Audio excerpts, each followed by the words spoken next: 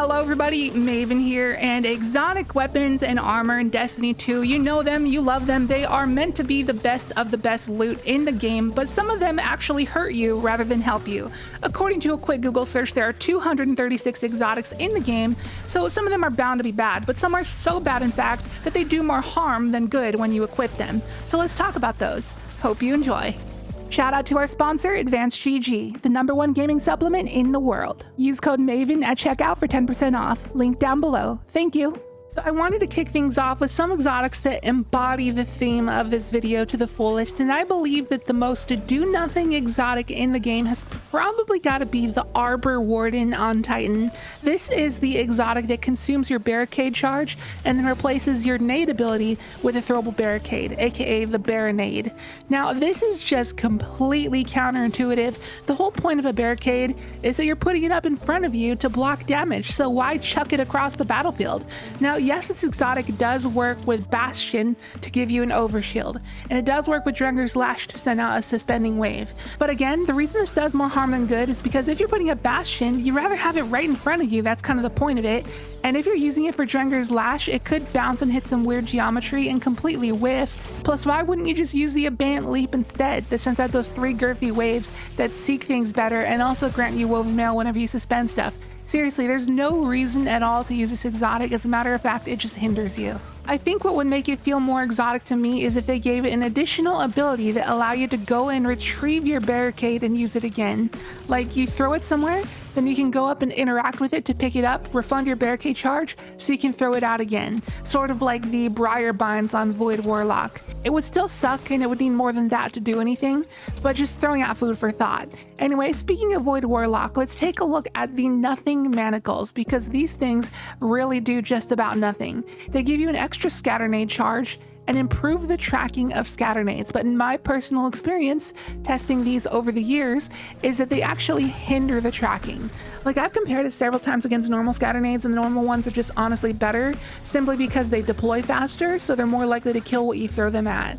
But with the Nothing Manacles, they take a while to track, and an enemy can strafe out of its radius by then, so it's completely flawed. Plus, they don't even really buff the nades, and let me show you what I mean at Carl.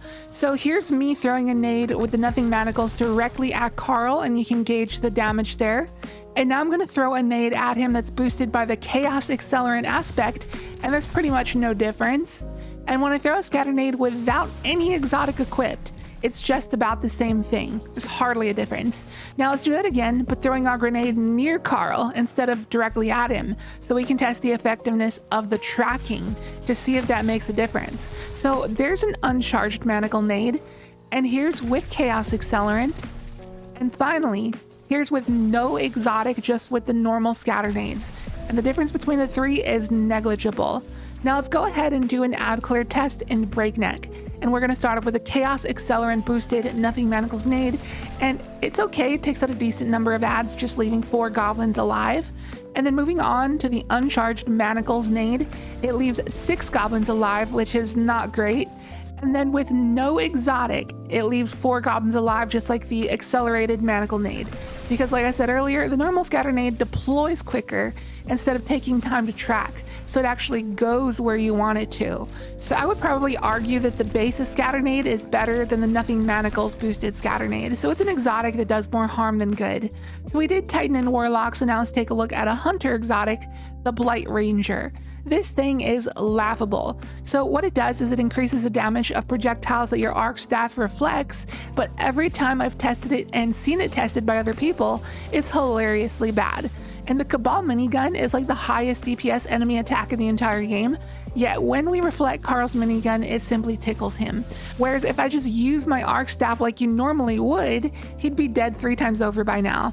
And this exotic has another ability that gives you a 4 times arc weapon surge boost when your super ends, but after my super ended at Carl, I didn't have that boost.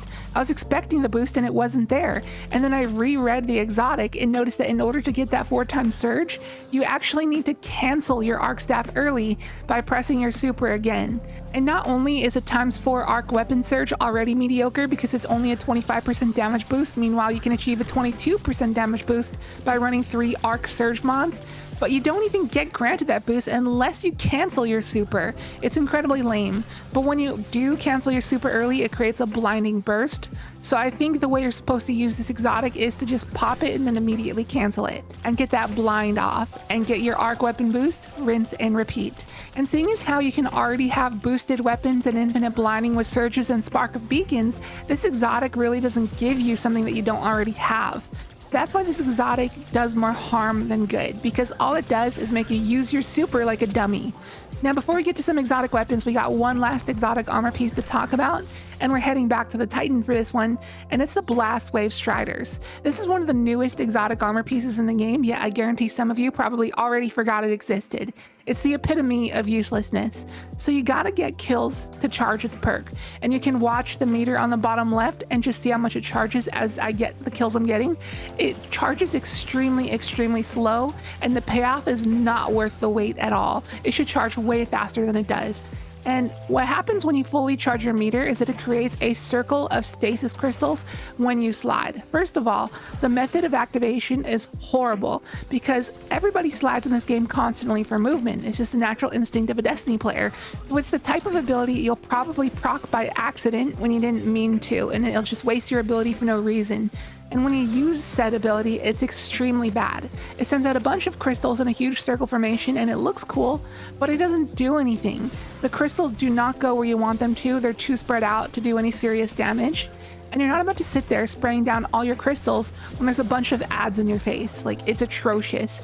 But this exotic does have a secondary ability that reduces self-damage of your explosive weapons, so you can shoot a rocket point blank and you won't die from it. But who's really going to do that anyway? Whether it does a little self-damage or not, it's still a dangerous playstyle to go for, and it also sometimes feels like it doesn't work too well. So the reason I would consider this an exotic that does more harm than good is because it kind of makes you inherit a risky playstyle that provides no benefit whatsoever. So that's it for our exotic armor pieces of the day, and now we're going to move on to some exotic weapons that hinder you.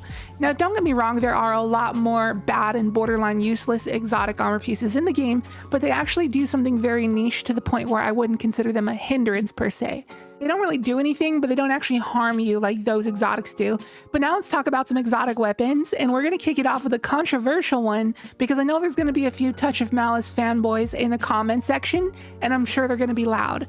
And I really want this exotic to be good because it's cool, but I gotta say, this weapon is literally the definition of an exotic that harms you because it damages you when you shoot it. Now, some people might argue that it's worth the pain because it's strong and has built-in unrelenting to heal you. I get that, but when I show you this damage comparison against Carl, I think you'll start to see my point. So I'm gonna place a rift because that's the only way you could survive with this exotic, is if you had a healing rift or Banner of War ×4. And yes, for a primary, it does take out Carl pretty dang fast, I'll admit. But now we're going to compare that against the good old faithful tried and true Outbreak Perfected. And I think this is a fair comparison because they're both long-range kinetic exotic primaries that have a similar job, which is DPS. But in my opinion, which isn't really an opinion, it's just a fact, the Outbreak Perfected is just above and beyond the better option. And to further prove my point, here is a side-by-side comparison, and you can see for yourself that the Outbreak Perfected just kills Carl quicker. It only took 1 mag. The DPS ramps up further as the damage phase goes on, so it'll just completely blow the Touch of Malice out of the water when it comes to tankier bosses. It doesn't damage and kill you when you use it, and the DPS is even greater when your allies also use an Outbreak, and it actually has an element of ad clear with those Siva nanites. It's literally better in every single possible way I can think of other than range, and that's about it.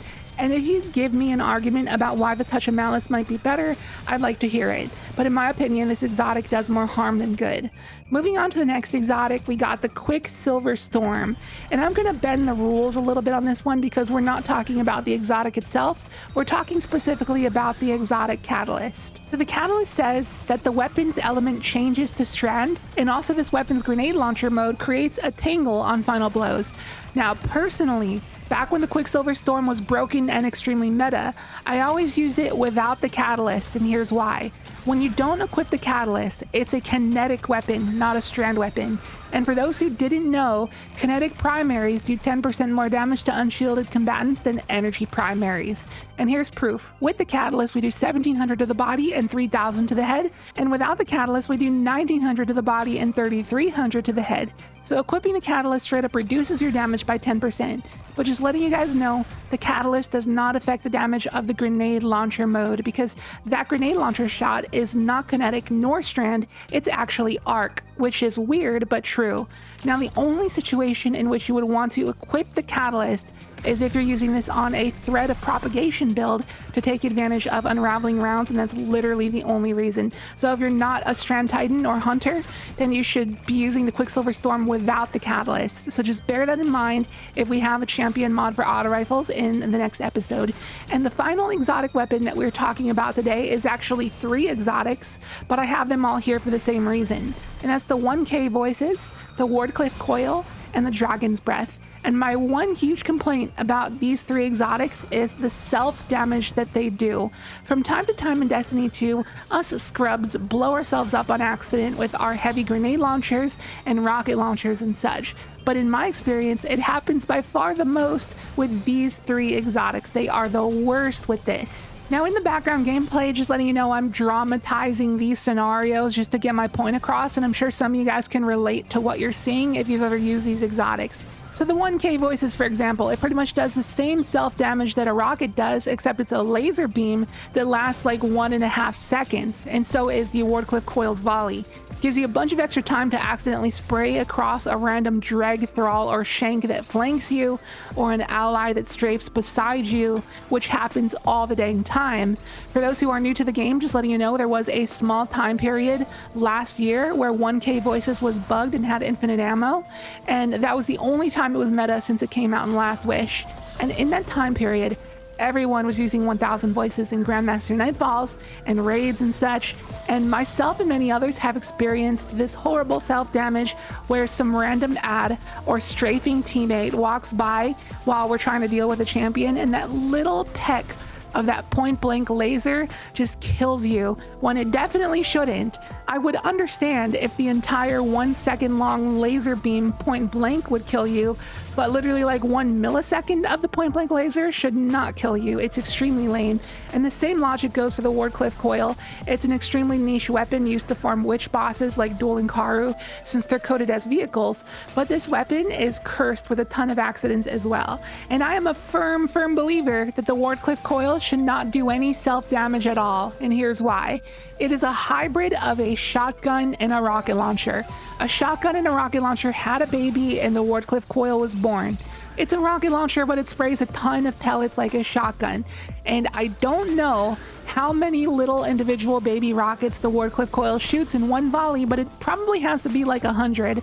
And if you accidentally hit some thrall or some tiny little pieces of geometry on your teammate's shoulder with just one of these tiny little baby rocket seeker things, you will die.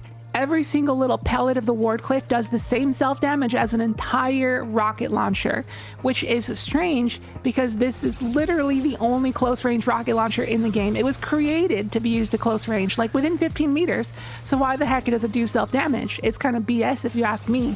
And then there's the Dragon's Breath. Now, don't get me wrong, I love the Dragon's Breath, it's an amazing weapon, but sometimes we have mishaps, especially when this thing first came out, and this is another weapon that I feel should not do any self-damage. You can't pair it along with the glaive because the rocket will detonate, just like lasting impression, on that target that you're trying to fight. But also, when you use this rocket indoors in small enclosed areas, sometimes it happens if you're even trying to avoid it. You can stand in a Witherhoard pool and a nade and take 0 damage from it. You can stand in the fire waves of a thermite grenade or a waveframe GL and take no damage. So why does the fire from the Dragon's Breath hurt you? It just doesn't make a ton of sense to me. And that about wraps up all the exotics that do more harm than good. The Dragon's Breath was a bit of a stretch because it's a very good exotic, but the rest of the exotics definitely fit that criteria for sure. Like, I would only use the Wardcliff for Duel and Karu farming, but if I try to use it or the 1K Voices anywhere else in the game, I would just end up with those explosive accidents because of how dangerous these weapons are to use. and those exotic armor pieces definitely need some massive overhauls. That's gonna do it for the video. Thank you so much for watching. It was all just for entertainment, so I apologize if I triggered anyone. It was all in good fun. So I hope you enjoyed it. If you did, be sure to hit the like button as it helps out a ton. And if you are new here, please consider subscribing. Would love to have you here for more content on the way. And remember to check out our sponsor, Advanced GG. Use code MAVEN at checkout for 10% off your order. Link down below, and I will catch you in the next video. See you later.